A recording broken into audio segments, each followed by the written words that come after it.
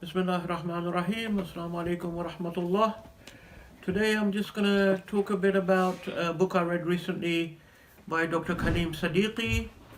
For those who saw the review on the other book, a very British Muslim activist which was the life of Ghiyasuddin Siddiqui. I mentioned there, from reading on from that book, it led me on to trying to find out a bit more about Dr. Kalim Siddiqui, who was a very important British Muslim um, in the 80s, the 1980s, 1990s, the 2000s. I think he died somewhere in the early 2000s. He was probably the most prominent British Muslim during that time. He was the leader of the British Muslim Parliament, or the Muslim Parliament of Britain, and Ghiyasuddin Siddiqui was his right-hand man. Dr. Kalim Siddiqui was a very interesting character, so I decided to get. So I got a hold of one of his last books that he wrote before he died, Stages of Islamic Revolution, and I decided to read that, and I read that in took a couple of days, a few hours. Sometimes it's nice to read books that authors have written towards the end of their life, because um, you know that it's going to be like the culmination of their lifelong learning. Um, they've maybe 40, 50 years of learning and activism has gone into an experience, and wisdom has gone into the book. So it's very valuable for that reason. Often if you're reading books by different scholars or authors, it can be a good thing to read something that they've written towards the end of their life. Um, so yeah, very interesting book, Stages of Islamic Revolution.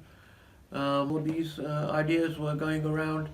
This is before September the 11th, 2001, where obviously everything changed after September 11. For the Muslims in the West and the Muslims in Britain as well. Before that, everything was very different in many ways. Um, Before that time, you could talk openly about Islamic revolutions and global Islamic movements and so on, without feeling a little bit paranoid. So, Dr. Kalim Siddiqui was, as I said, at the forefront of some of these ideas.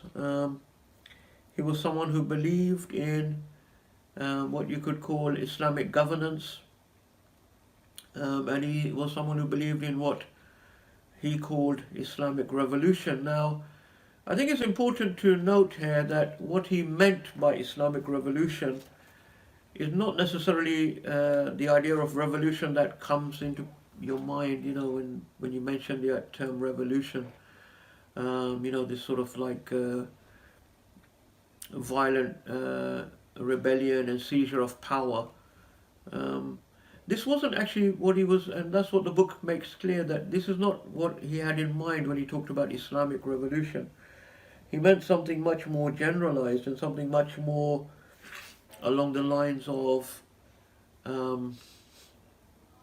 where you have the Muslim community, where the Muslim community moves towards, there's a shift in ideas, there's a shift in thinking and culture, where the general mass of Muslims come to believe and want a society which is governed by the laws of the Quran. And from there, a situation comes about where a leadership emerges, or a leader emerges, that is able to realize the wishes of the people, the wishes of the Muslim people for the desire for Islamic governance. And so, according to Dr. Kalim Siddiqui's thinking, the emergence of the leader or the leadership is one of the crucial elements in this process. So when this happens, when you have the Muslim population that wants the laws of Allah, the laws of the Quran, and to be living in a society that is governed by these guidance in the Quran. And then you also have the emergence of this leader or leadership, what he calls a muttaqi leadership, the Muslim pious leadership emerges. Then you can have the situation of what is called the Islamic revolution, i.e. the power within the society transitions to a new type of power, a new type of leadership, and a new type of governance which is based on the Quran and based on the teachings of Islam. So that's what's meant by Islamic revolution. It's not necessarily the sort of type of images that we may conjure up when we think about the term revolution. It's really interesting, you know. So Dr. Kalim Siddiqui was at the sort of forefront of this thinking and this type of what's called movement. And he was doing this from his home in Slough, in Britain. Seems a little bit funny when you think about it that way, you know. This leader of a global Islamic revolution, working from Slough, a nice suburban townhouse, and his little group of activists like Ghiyasuddin Siddiqui and others that were helping him. You know, whenever they would come around to his house in Slough, his wife would make them nice samosas and Pakistani chai, and they would be doing their activism, trying to change the world from the suburbs of Slough. So I find it really interesting. I mean, the first thing that these group of activists and intellectuals came up with, they came up with a Muslim manifesto, which was a Muslim manifesto for Britons and Muslims in Britain. They came up with the Muslim Institute, another organization which was, the full name of it I think was the Muslim Institute for Education and Research. They started working with other Muslim activists in Canada and took over the publication known as Crescent International, which was a sort of a current affairs / political analysis journal. Dr. Kalim Siddiqui had a background in journalism. He was working for The Guardian initially, and then he left The Guardian, and so that's why he had sort of experience of journalism at the highest level. So the Crescent International was a very important vehicle for publishing their ideas, and during this early period, 1979, you had the Islamic Revolution in Iran. So this was a very big part of the life of Dr. Kalim Siddiqui. It had a very big impact on Muslims, politically active Muslims around the world. Whether you were Shia or Sunni didn't really matter, because this was something that everyone was very excited and interested in what was happening in Iran, with Ayatollah Khomeini coming in and obviously seizing power from the secular government of the Shah, the Western puppet, taking over and establishing Islamic that this was an important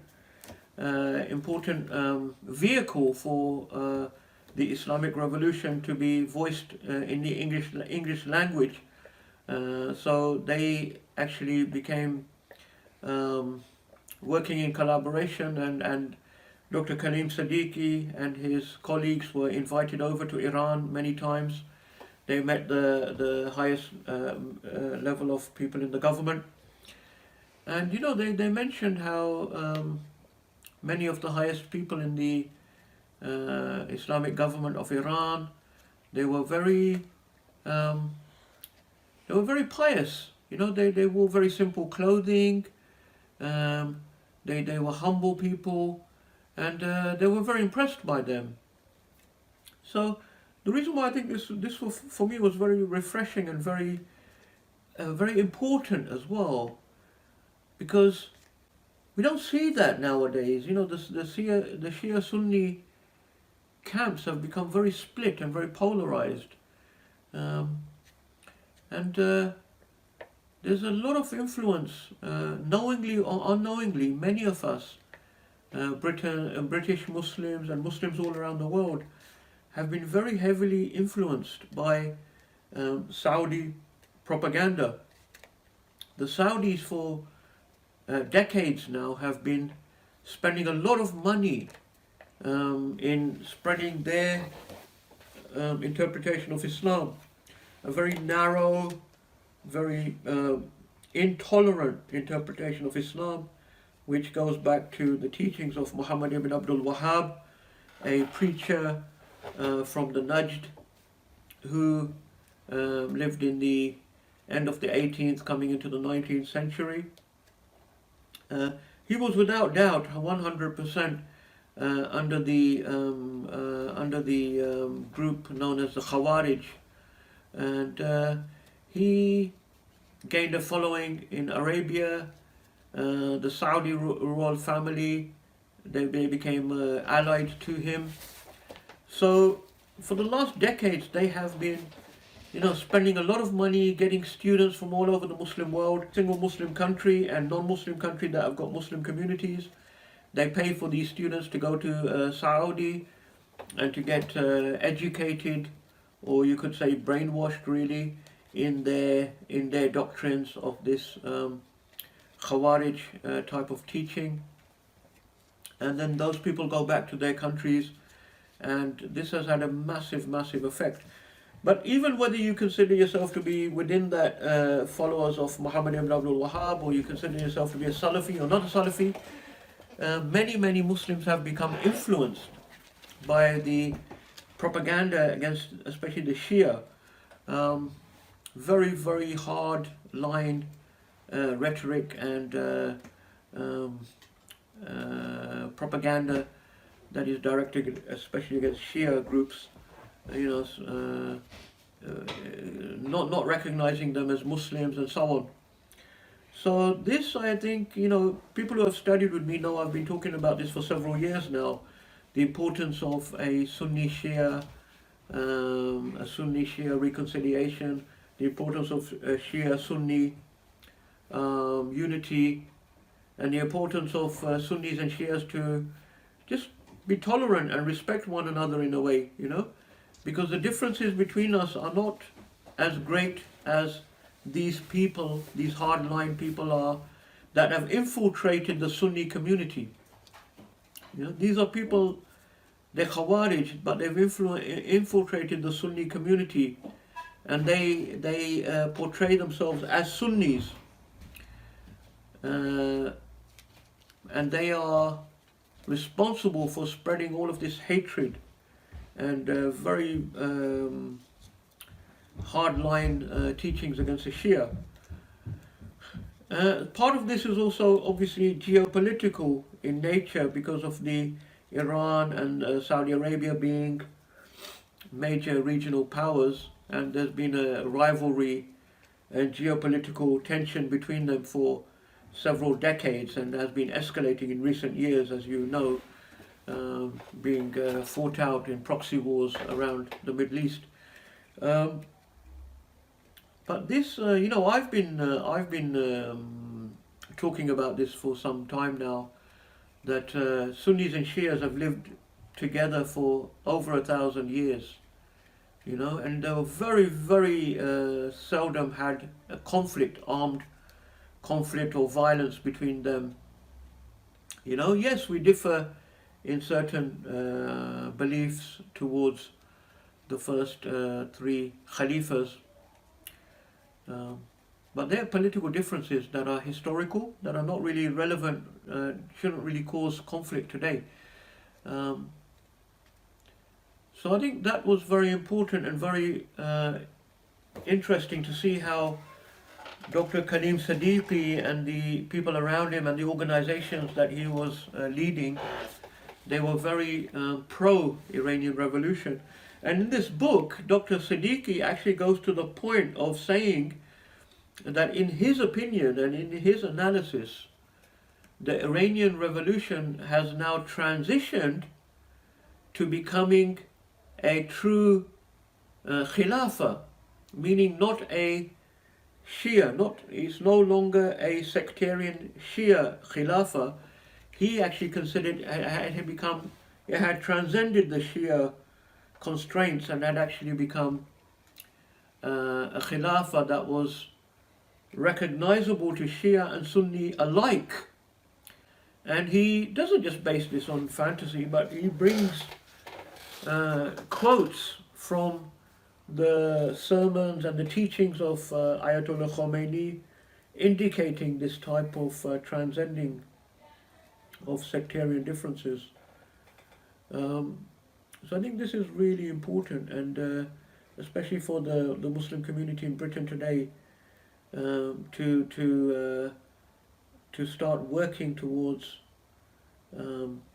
trying to rid ourselves of this propaganda and this distortion that has taken place of our attitude towards the Shia community, to recognize once again that Shia, the majority of Shias, such as the Twelvers, for example, which are the majority, they are still recognized by the Sunni majority to be Muslim.